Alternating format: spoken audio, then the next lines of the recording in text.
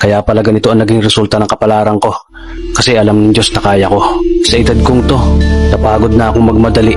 Kaya lahat ng ginagawa ko ngayon, ini-enjoy ko na lang. Siguro sa dami na rin ng aking pinagdaanan, napagtanto ko na ang buhay ay mas malawak at mas mahiwaga pa sa mga problemang dumarating sa buhay natin.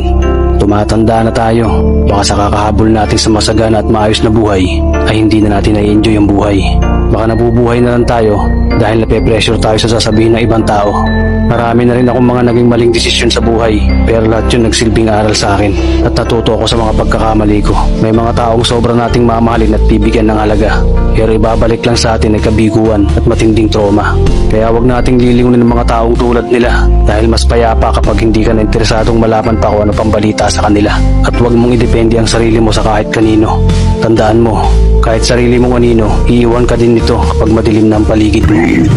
Kailangan natin matutunan na wag ikumpara ang sarili natin sa iba dahil hindi natin laban ang laban nila. Karera mo to, hindi nila karera. Dahil ang buhay ay hindi naman nasusukat sa kung sino ang mayaman, kundi kung sino ang payapa. Kaya galingan mo lang palagi tol dahil napakaraming tao mapanghusga, hihilahin ka pababa at lagi mo itong tatandaan.